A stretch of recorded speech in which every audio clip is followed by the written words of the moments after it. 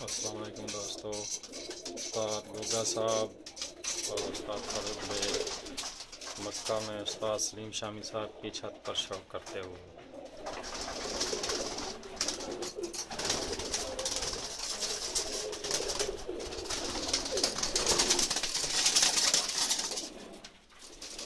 उस्ताद सलीम शामी साहब के high flyer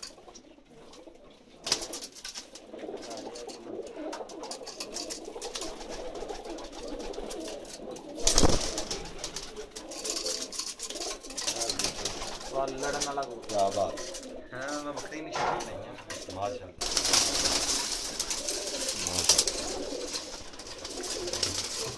उस्ताद गोगा साहब जो हैं कबूतर स्टडी कबूतर की आँख दिखाते हुए।